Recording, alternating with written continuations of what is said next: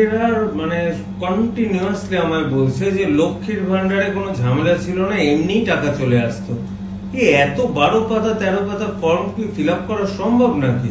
তার সামনে আমার বসে আছে আমার পেশেন্ট, দিয়ে তার মুখ থেকেই শোনা যায় সে তো আজকে ফর্ম ফিল আপ করে এলো। আমি তো ফর্ম ফিল আপ করলাম একদম ইজি, যেখানে বিশেষ কিছু লিখতেই হচ্ছে না, টিক মার্কের ওপরে, মানে যে পড়াশোনা জানে না সে বললে বুঝবে, কাউকে শুধু করে নিলেই হবে। ফার্স্ট পাতাটা হেড অফ দ্য ফ্যামিলি, মানে একটা রান্নাঘরে কজন খায়, সেখানে হেড অফ দ্য ফ্যামিলির ডিটেলসটা দিতে হবে, তার নাম, তার জন্ম তারিখ, আধার, রেশন কার্ডের সমস্ত কিছু ডিটেলস, এটা দিয়ে দিল। পরের পেজটাতেই দিয়েছে তার সদস্য যদি 3 জন থাকে, তার ওয়াইফ, ছেলে মেয়ে, তাদের নাম, জন্ম তারিখ আর আধার কার্ড, আর হেড অফ দ্য ফ্যামিলির সাথে সম্পর্ক। আমার বাবা যদি হেড অফ দ্য ফ্যামিলি হয়, আমি লিখে দেবো তার মেয়ে, মা হলে ওয়াইফ, এই করে এই ডিটেলসটা দিয়ে দিল। এই তো ভর্তেই তো 3টে কথা চলে গেল, মা বাবা মেয়ের।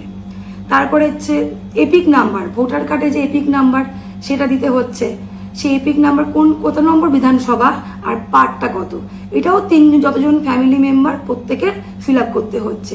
কিচ্ছু নেই, দেখে দেখে শুধু বসানো।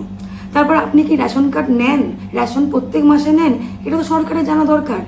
যদি নেন তো হ্যাঁ, কি কার্ড সেটার অপশন টিক মার্ক, সেখানেও কিছু লিখতে হচ্ছে না।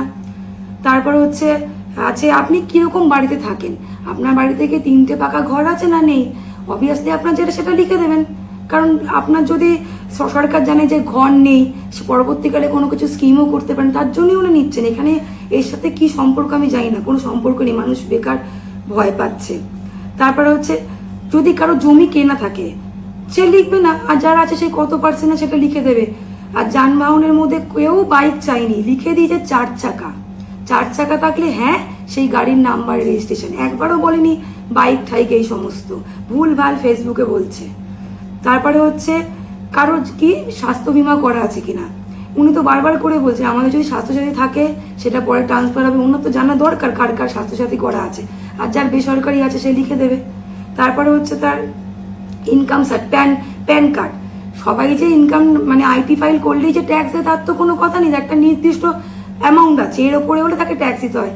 ইনকাম ট্যাক্স তো ফাইল সবারই করা থাকে, সেই ডিটেলসটা দিয়ে দেবেন। তারপর প্যান কার্ডের নাম, যারা প্যান কার্ড আছে সে লিখে দেবে হ্যাঁ প্যান কার্ড আছে, তার নাম্বার দিয়ে দেবেন, আর যার নেই অপশানে তো আছেই, না করে দেবেন। তারপরে হচ্ছে কি আছে কর্মসংস্থান, হেড অফ দ্য ফ্যামিলি সে কি করে, সে যদি বেকার হয় দিয়ে দেবেন, তার বউ যদি হাউস ওয়াইফ হয় সেখানে লিখে দেবেন, সব টিকমার্ক দেওয়া আছে, মানে সরকারি ক্ষেত্র কি বেসরকারি ক্ষেত্র অন্যান্য সব শুধু টিকমার্ক, কিচ্ছু লিখতে হচ্ছে না। আর তারপর আছে কি পরিবারে কতজন শিক্ষিত, কারণ সরকারের পক্ষে তো জানা দরকার একটা ফ্যামিলিতে কতজন শিক্ষিত আর কতজন অশিক্ষিত আছে, সেটা একটুখানি দিয়ে দিতে হবে। সেখানেও টিক মার্ক আছে, শিক্ষিত অশিক্ষিত, আর কিচ্ছু লিখতে হচ্ছে না। তারপরে আছে যে ফ্যামিলির মধ্যে কোনো কেউ মন্ত্রী বা পৌরস্থানীয় কেউ কাজ করছে কিনা, যার আছে সে হ্যাঁ দেবে, তার ডকুমেন্টস দিয়ে দেবেন, পুরোটা আছে। তারপরে কারো যদি জিএসটি থাকে সেটা দেবেন, না হলে দেওয়ার দরকার নেই। বার্ষিক আয় কত সেটা সবাই জানে, দিয়ে দিতে হবে। তারপর সিএ যারা আবেদন করেছেন দেবেন, যারা করেননি দেন, সব ঠিক মার্ক।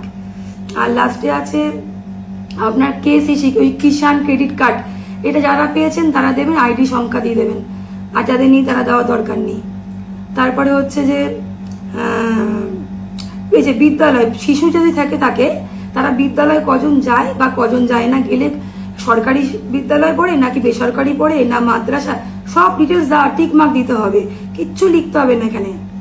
তারপর টিকার, যে শিশুরা আছে তারা কি সরকারি ক্ষেত্র থেকে টিকা নিয়েছে না টিকা দেয়নি, কোন সেটাও টিক মার্ক দিতে হবে। এরা কিন্তু এখানে একটাও লেখেনি, সব অরিজিনাল মানে জেরক্স করে জমা দিতে হবে, শুধু যেগুলো দিতে হবে সেগুলো পাশে লিখে দিয়েছে যে এটা দেবেন এর সাথে। বাকি কিন্তু দেখুন রেজিস্ট্রেশন বলুন জমির, সেগুলো কিন্তু ওরা বলেনি, যদি ভবিষ্যতে দরকার পড়ে সরকারের তখন উনি হয়তো দেখতে পারেন ভেরিফিকেশনের সময়, কিন্তু যেটা দিতে হবে সরকারকে সেটা লিখে দিয়েছেন যে এর সাথে আপনি অ্যাটাচ করে দেবেন, এইটুকুনি, আর কিচ্ছু নেই। ইউটিউব না দেখাই ভালো।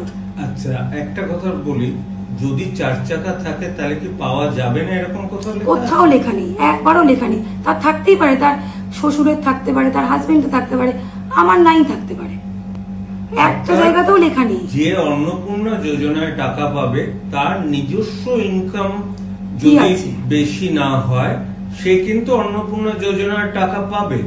সবাইকে একটাই রিকোয়েস্ট, অহেতুক ওই হোয়াটসঅ্যাপ ইউনিভার্সিটিতে স্টুডেন্ট হবেন না। আমাদের ভিডিও ভালো লাগলে লাইক আর শেয়ার করুন, কমেন্ট সেকশনে গিয়ে জানান আপনাদের মতামত। আরও ভিডিও পেতে আমাদের চ্যানেল এখনই সাবস্ক্রাইব করুন এবং প্রতি মুহূর্তের খবরের আপডেট পেতে প্রেস করুন বেল আইকন।